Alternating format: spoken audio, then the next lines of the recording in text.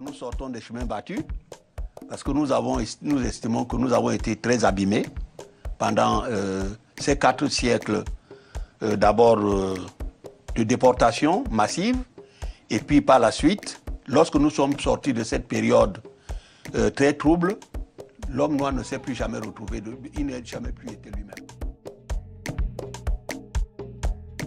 Militaire là-bas. Mais c'est là où je dis avec fermeté qu'il y en a marre. Il y en a marre des interventions des autres chez nous. Même si nos présidents sont bons, même si nos présidents sont mauvais, c'est notre problème. Ce n'est pas leur problème. Or, en réalité, leur problème, c'est notre sous-sol. J'ai enseigné dans plusieurs universités.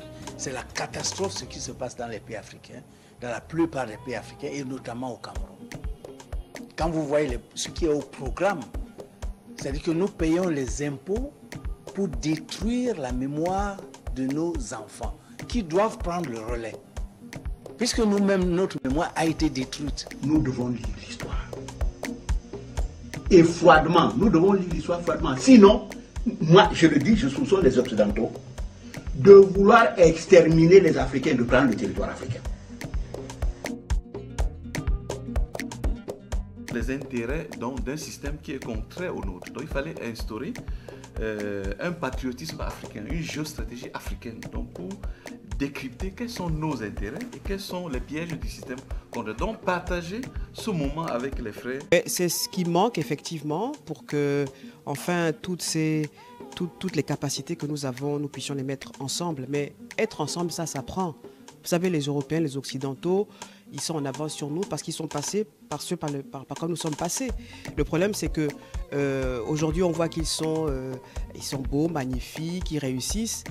Mais avant, il n'y avait pas les médias pour montrer qu'il y avait aussi des Anglais qui quittaient l'Angleterre pour aller aux États-Unis. Je pense que c'est à la diaspora africaine de se prendre en main et de faire quelque chose pour l'Afrique. Et évidemment que la diaspora peut faire énormément pour l'Afrique. Independence now. Tomorrow, the United States of Africa. Pour qui, mis à part les dérapages, mis à part la charte de l'ONU qu'il a déchirée et qu'il a balancé partout, que